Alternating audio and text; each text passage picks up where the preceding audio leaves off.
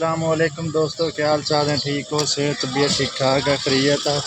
तो असी हुण पहुँच गए हाँ जी दफ्तर। तो शाह जी उन्होंने, शाह जी क्या हाल चाल है? शुक्र अल्लाह का भाई, सेहत तबीयत ठीक ठाक? आ गए SNDPL दफ्तर है। असी जी दफ्तर पहुँच गए हैं, कोई बिल बुल सैट करवाना सी ते बिल सैट करवा के जिहड़ा है ना ला लैने हैं। ठीक है जी।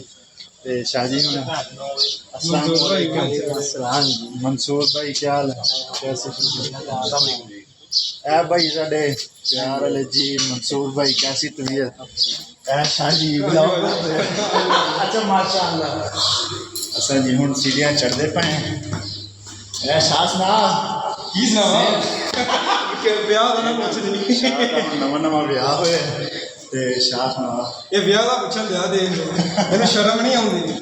ते असा हुण जी सीढ़ियां चढ़ रहे हैं, तो मिलने इंशाअल्लाह थोड़ी देर तक।